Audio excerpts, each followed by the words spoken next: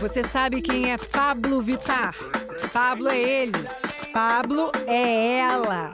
Eu gosto de ser menina, eu gosto de ser menino, eu gosto de poder estar aqui hoje sem maquiagem e daqui a pouco tá uma garota linda, em drag.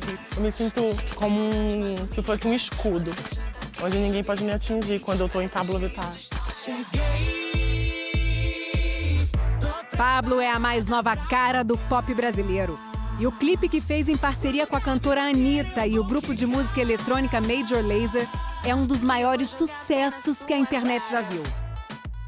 Uma revolução em todos os sentidos, visual e estética e musical e sonora. Eu juntei tudo, samba, rocha, tecnobrega. Eu quis trazer todas as minhas influências desde pequeno. Não queria ser igual a ninguém, sabe? Olha que chato todo mundo sendo igual. O legal é a diversidade, as cores, são os trejeitos, os sotaques. E eu carrego isso muito comigo. As minhas diferenças são minhas. E as pessoas têm que respeitar elas, queira ou não. Eu represento as crianças como um dia eu fui, que sofriam por falar fino, que sofriam por ter um jeito afeminado. Montada e desmontada, o Pabllo nunca vai ser preconceituosa, nunca vai julgar as pessoas por conta de cor, etnia, raça, sexualidade. Cria um novo rosto, cria um novo eu, esqueço os problemas do Pabllo e sou a Pabllo Vittar, a linda, glamourosa. As pessoas querem me rotular como uma só, sabe? Eu só tenho uma vida, então eu quero ser tudo que eu puder ser. Pabllo Vittar, ela é A, ela é O, ela é E, ela é I, ela é o alfabeto inteiro, meu amor. Não tô nem aí para o que você diz. Ele está acostumado com grandes plateias, tem uma legião de fãs. Mas, de repente... Eu tinha uma sensação de morte, eu tinha a sensação de que alguma coisa estava de muito ruim acontecendo comigo. Eu tinha medo de tudo, eu tinha medo das pessoas. Esse medo tem nome, Síndrome do Pânico. A primeira crise foi há 2 anos, a última há menos de um mês. Aos seguidores nas redes sociais, ele agradeceu o carinho e prometeu falar. O senhor falou que só ia falar sobre esse assunto quando estivesse se sentindo inteiro, confiante. Então eu quero perguntar primeiro como é que o senhor está. Estou bem melhor, graças a Deus, medicado, vivendo um processo de recuperação diária, de superação diária. O que aconteceu? Eu estava pousando em Fortaleza no final de julho, estava bem, e de repente tive um sintoma muito semelhante ao que eu tive há 2 anos atrás, quando eu fui diagnosticado com síndrome do pânico. E ali, Poliana, eu já não senti vontade de sair do avião. Aí, para descer do avião, ali mesmo, sentado, eu já peguei o medicamento que eu já tinha dentro da bolsa, tomei, desci, já entrei dentro do hotel num estado de desespero, de mal-estar, mas o remédio fez o efeito, passou. Mas quando eu cheguei a segunda-feira em casa, que eu desci do carro que me levou, eu desabei. Às vezes eu me pegava me escondendo debaixo da cama. Nossa. Tamanho pavor que eu sentia. O transtorno de pânico, ele se caracteriza por ataques de pânico. O primeiro ataque de pânico é sempre inesperado. A pessoa está bem, pode estar em casa, numa aula, no ônibus, no metrô e de repente passa mal. No auge de um dos ataques de pânico que sofreu, o padre recorreu à mãe. E teve um dia que meu desespero era tão grande que eu não queria falar com outra pessoa que não fosse ela. Eu sou o Padre Fábio de Mello, eu tenho muita responsabilidade como Padre Fábio de Mello, mas eu continuo sendo o Fabinho, da minha mãe. Isso abalou a sua fé? Muito. Foram dias em que eu decidi tanta coisa rapidamente. O que, por exemplo? Dentro de mim eu pensei, eu não quero mais ser padre. Eu não tenho mais coragem de enfrentar as pessoas. Eu não tenho mais condições de ser quem eu sou. Medicado, o Padre Fábio se levantou. Voltou a cumprir sua agenda, a brincar, a postar. Cada dia um passinho, de preferência com os pés bem fincados no chão, como a gente experimentou aqui durante a nossa conversa. Eu tenho que pensar o tempo todo que eu vou dar conta, que isso não é um bicho de 7 cabeças, ajudado pela química que já está no meu organismo. Terapia, eu tinha um pouco padre? esse preconceito. Ou algum tipo de análise? É o próximo passo. Você tem medo de uma nova crise? É o medo do medo. A gente acaba virando um escravo do medo. O grande terror do paciente com transtorno de pânico é passar mal, é ter outro ataque de pânico. A pessoa está livre dos ataques de pânico quando ela começa a esquecer que pode passar mal. Ao falar abertamente sobre o transtorno, o padre acredita que pode ajudar muita gente que sofre do mesmo mal. Segundo a Organização Mundial de Saúde, o Brasil tem mais de 9% da população com algum transtorno de ansiedade. São mais de 18 milhões de pessoas. Não é uma invenção, não é uma frescura, é um transtorno químico, provavelmente de origem hereditária e que traz enormes consequências se não tratado. Mas você ainda não se sente como se tivesse virado essa página? Não, ainda não. Tenho muita humildade em reconhecer que não estou inteiro, que estou trabalhando, mas eu não posso parar, porque eu tenho consciência que parar hoje significa dar razão à síndrome do pânico, a permitir que ela tome conta de mim. Hoje eu estou mais confiante, retomei essa fé que me move. Eu acho que foi extremamente providencial eu ter vivido isso, porque hoje, se eu já tinha um respeito pelo sofrimento humano e pelo mistério que é o ser humano, hoje eu tenho muito mais. Obrigado.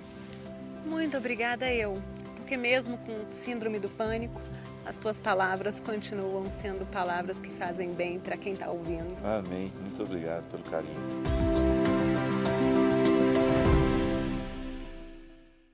De ver mãe gritando, filho, mãe com 2, 3 filhos no colo.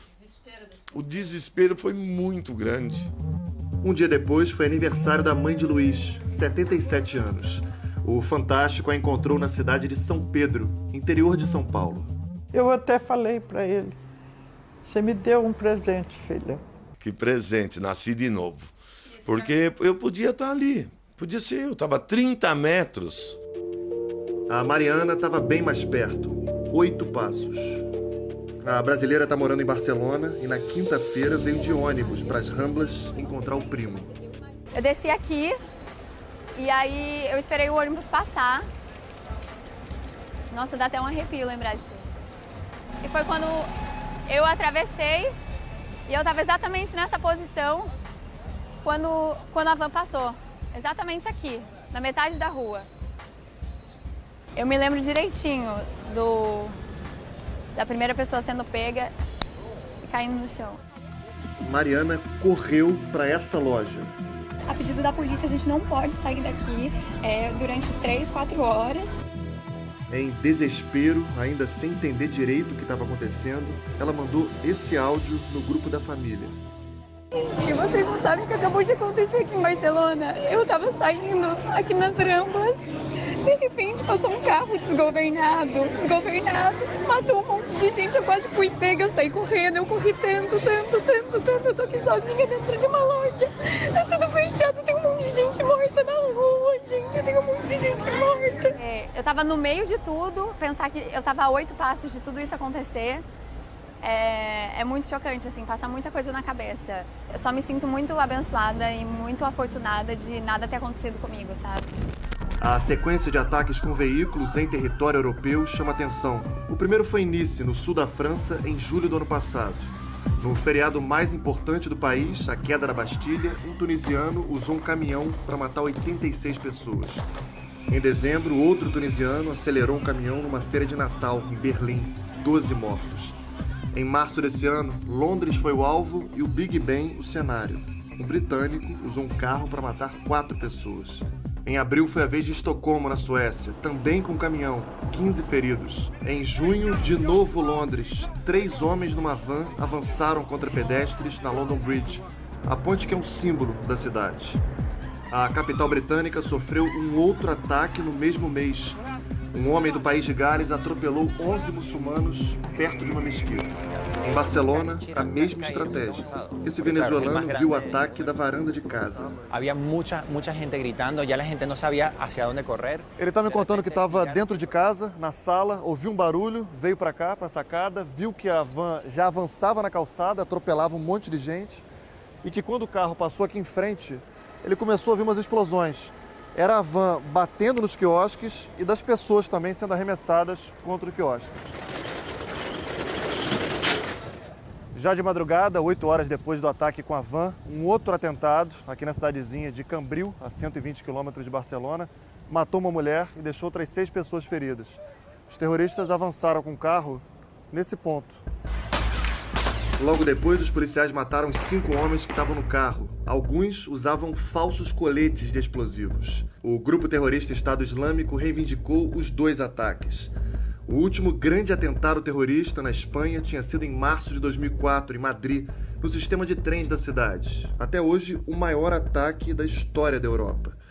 Uma célula ligada à Al-Qaeda matou 191 pessoas e deixou pouco mais de 1.000 feridas. Em Barcelona, o maior ataque terrorista aconteceu em 1987, promovido por um grupo que pedia a independência do País Basco, no norte da Espanha. Foram 21 mortos e 45 feridos. Fazia tempo que Barcelona não sentia a dor de um ataque terrorista. É a cidade balneário, alto astral, querida por gente do mundo inteiro. Um dos símbolos mais fortes da Europa integrada, que vive agora o auge do verão. É para esses lugares e para essa mistura que o terrorismo tem olhado. As vítimas do ataque de quinta-feira, entre mortos e feridos, eram de 34 nacionalidades diferentes. Nesses dias, depois do atentado, Barcelona se divide. Alguns grupos pedem a saída de muçulmanos do país. Do outro lado, a comunidade islâmica, junto com muitos moradores da cidade, vai às ruas.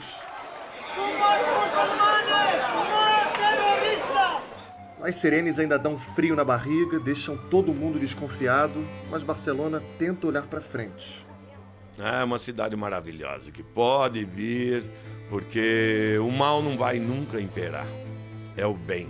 Quem que poderia imaginar que isso acontecesse um dia? Eu vi e não estou acreditando até agora.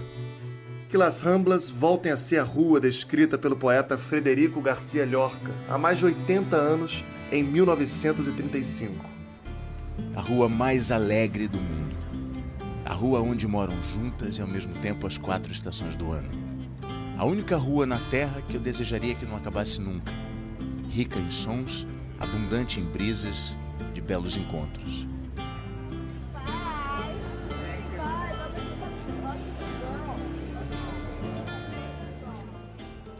O estrago em Barcelona podia ter sido bem maior. De acordo com a polícia catalã, o plano dos terroristas era ambicioso. Usar 3 carros cheios de explosivos e garantir mais mortos, mais pânico e mais caos. Só que a estratégia falhou. A casa onde as bombas estavam sendo preparadas, em outra cidade, explodiu por acidente. A repórter Luísa Belchior foi até lá. De repente, uma explosão. É apenas uma operação policial para detonar restos de bombas deixadas pelos terroristas. Nada comparado ao estrondo da madrugada de quinta-feira, quando os extremistas explodiram por acidente bombas que fabricavam ali horas antes do atentado em Barcelona. Ao menos 2 pessoas morreram e ainda não há mais detalhes sobre quem são elas. Segundo a perícia, dentro da casa, cerca de 10 homens manipulavam ácidos para criar um explosivo perigoso. Um verdadeiro laboratório de guerra montado em uma casa abandonada no meio de um paraíso perdido na beira do Mediterrâneo. A 170 quilômetros de Barcelona, a pequena cidade de Alcanar tem 9.000 habitantes. Foi de uma casa no fim desta rua, em um povoado muito tranquilo entre a Catalunha e Valência, que o grupo fabricava explosivos com capacidade de encher 3 carros-bomba. Esses carros, segundo as investigações da polícia, seriam detonados em ruas do centro de Barcelona. Só que o material foi detonado antes da hora, provocando uma explosão que ainda ressoa no ouvido e no coração de quem estava lá. Esta família de alemães passava férias em uma casa exatamente atrás de onde estavam os terroristas. Contaram que só se salvaram porque estavam no terraço na hora do acidente. As janelas voaram. eu sentia janelas passando atrás de mim. A gente sempre se sentiu seguro aqui e sempre achou que estávamos longe dessa coisa de terrorismo. É muito assustador. Apesar do susto, do medo e dos ouvidos doloridos, as férias vão continuar. Vamos ficar mais 2 semanas. Na casa da frente, o trabalho da polícia continua.